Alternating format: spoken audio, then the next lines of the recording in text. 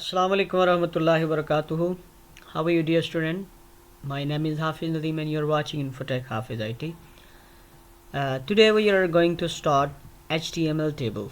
मतलब कि हम आज ये देखने वाले हैं कि हम कैसे एक टेबल को डिफ़ाइन कर सकते हैं HTML में। मतलब टेबल में क्या, टेबल का मतलब ये है कि हम कैसे डेटा को एज अ टेबल यूज़ कर सकते हैं, यानी कि रो और कॉलम की फॉर्म में HTML में यूज़ कर सकते हैं। तो इसको देखेंगे आज। तो आज हम सबसे पहले यहाँ पे थोड़ी सी थ्योरी पढ़ेंगे और ज़्यादा सारा हम प्रैक्टिकल करेंगे ताकि हम टेबल को समझ सकें कि कैसे हमने। यहाँ पे कुछ टर्म्स हैं जो मैं आपको बताना चाह रहा था। तो यहाँ पे वो देखिएगा कि the table tag defines an HTML table. Okay, so table को अगर आपने डिफाइन करना है तो देखें टेबल टैग है simply. So each table row is defined with a TR, यानी कि table row, TR mean table की row. Okay, tag each table header is defined with a TH, table header. Okay, tag each table data cell is defined with a table data। Okay, so हमने अगर table data यानी कि table के अंदर data define करना है तो उसके लिए हमें क्या यूज़ करना पड़ेगा, उसके लिए हम सिंपली यूज़ करेंगे TD। ओके, यानी कि टेबल का डेटा। और उसके बाद बाय डिफ़ॉल्ट की बात कर रहा है कि बाय डिफ़ॉल्ट द टेक्स्ट जो लिखा होता है, टेक्स्ट उसके अंदर जो टेबल में हम लिखेंगे इन TH, यानी कि हेडर के जो टेक्स्ट होगा वो कैसा होगा, elements are bold and creative centred. ठीक है, मतलब क्या होगा कि वो जो आपके पास जो भी हेडिंग में यानी कि TH टैग के अंदर जो भी आप लिखेंगे वो बोल्ड लिखा जाएगा बाय डिफ़ॉल्ट और वो सेंटर्ड होगा, यानी कि दरमियान में होगा। इसी तरह अगर हम देखें आगे वाली बात, उसने कहा कि by default the text in TD, यानी कि जो डेटा वाला है, अगर आप जो डेटा इंसर्ट करते जाएंगे, डेटा डालते जाएंगे टेबल के अंदर, उसके जो एलिमेंट्स होंगे आर रेगुलर यानी कि नॉर्मल होंगे एंड लेफ़्ट अलाइंड और लेफ़्ट अलाइंड होंगे। ओके, तो इस बात को आप समझिएगा कि एज अ टेबल पहले से बाय डिफ़ॉल्ट क्या क्या चीज़ें होने वाली।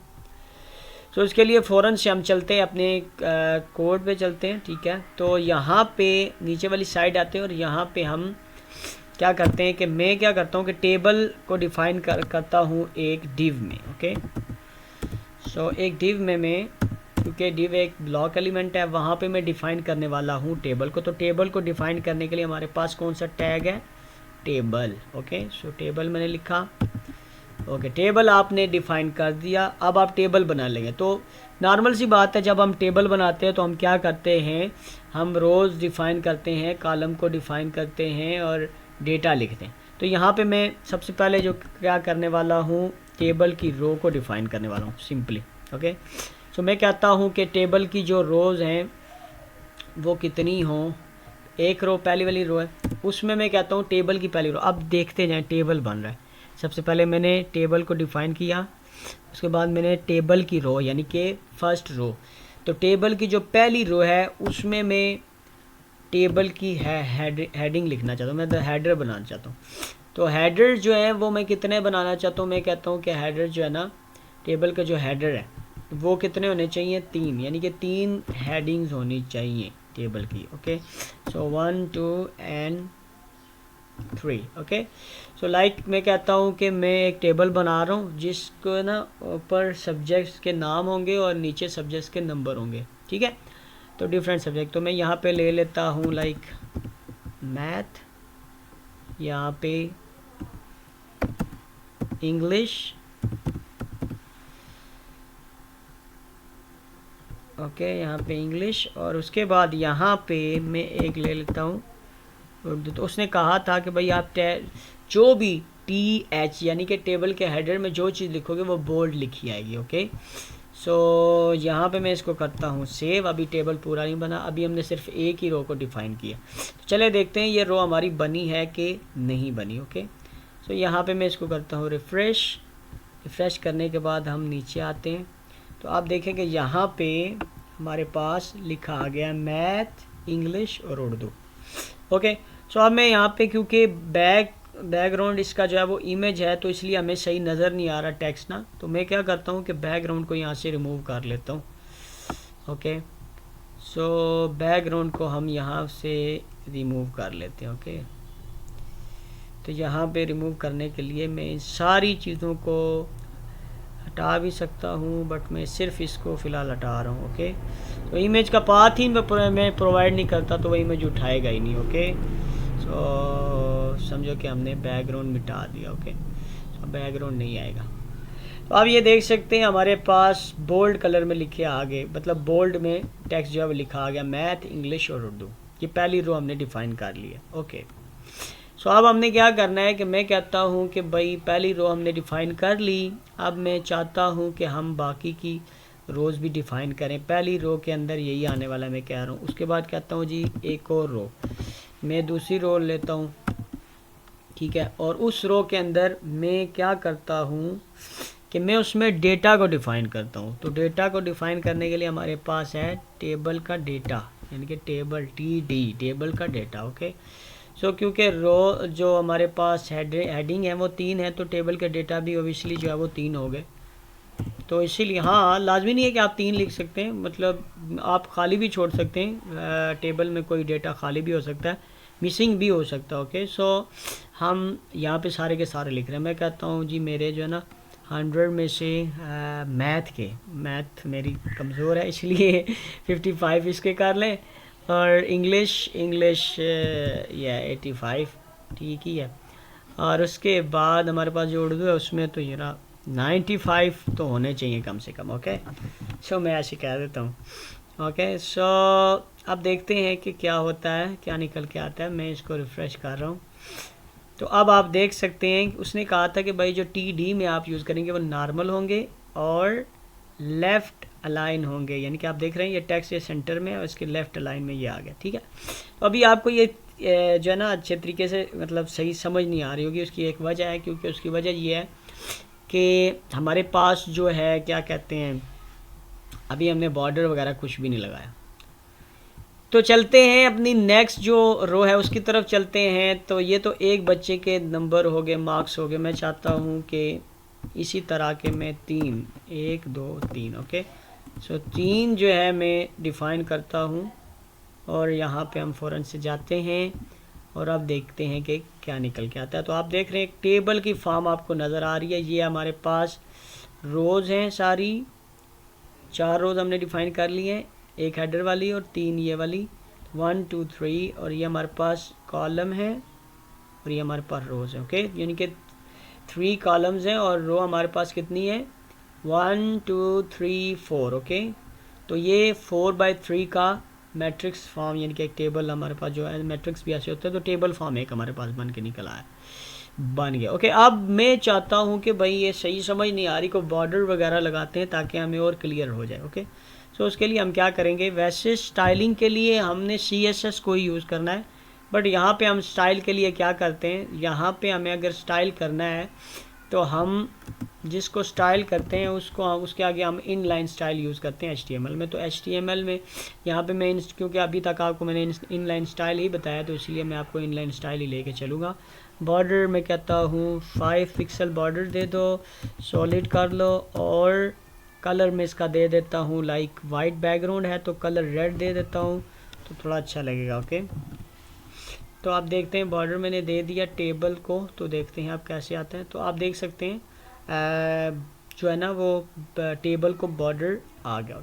बॉर्डर जो हमने डालना था वो, तो टेबल को बॉर्डर भी दे सकते हैं। बॉर्डर देने के बाद हम बाकी कुछ भी कर सकते हैं, लाइक मैं कहता हूँ बॉर्डर तो है ही है, मैं कहता हूँ पैडिंग भी दो, बट ये तो सिर्फ मैंने टेबल को दिया है, तो अंदर वाली जो इसी तरह की आपके पास रोज़ हैं, इसी तरह के आपके जो कॉलम्स हैं, वो सारे के सारे जो आप उनमें ये चीज़ें कर सकते हो। ओके, सो लाइक मैं यहाँ पे कहता हूँ कि भाई जो हमारे पास है, सॉरी हाँ अब हो गया, तो मैं यहाँ पे कहता हूँ कि हमारे पास बॉर्डर ये जो स्टाइल है पूरे को मैं यहाँ से लेके, तो ये तो मैंने सिर्फ इस पे लगाया, तो मैं कहता हूँ कि यहाँ से मैं उठा के स्टाइल यूज़ कर रहा हूँ। तो अब मैं यहाँ पे यूज़ करता हूँ, कहीं पर भी हम यूज़ कर सकते हैं, तो यहाँ पे मैं यूज़ करने वाला हूँ जो हमारे पास स्टाइल है स्टाइल टैग पूरा यानी कि इंटरनल CSS यूज़ करने वाला हूँ, एक्सटर्नल CSS, इंटरनल CSS और इनलाइन। यहाँ पे मैं इंटरनल CSS यूज़ करने वाला हूँ, तो इसके लिए हमें स्टाइल टैग को ओपन करना है। तो उसके लिए हम क्या मैं कहता हूँ कि भाई जो टेबल, अब मैं करना क्या चाह रहा हूँ, यहाँ पे हमने देखा था कि बॉर्डर तो लग गया, बट बॉर्डर के बाद जो हमारे पास यहाँ पे रोज़ और कॉलम्स हैं वो सही तरीके से डिफ़ाइन नहीं हो रही, पता नहीं लग रहा। तो उसके लिए मैं जब इनको दूंगा, बॉर्डर दूंगा रोज़ और कॉलम्स को, तो उसमें हमें जो है वो पता लगेगा कि क्या निकल के आता है। तो उसके लिए मैं कहता हूँ कि टेबल के जितने भी हेडिंग्स हैं, ठीक है, टेबल की जितनी भी हेडिंग्स हैं उसको मैं बोल रहा हूँ, तो मैं स्टाइल कैसे लगाऊँ, टेबल की जितनी भी हेडिंग्स हैं उसको उन सब को बॉर्डर दो, उन सब को मैंने क्या कहा, बॉर्डर दो, कितने का, 5 पिक्सल का बॉर्डर दो, और वो सॉलिड हों, और सॉलिड के साथ साथ उनका जो कलर है वो क्या हो, वो हमारे पास क्या निकल के आए, ग्रे।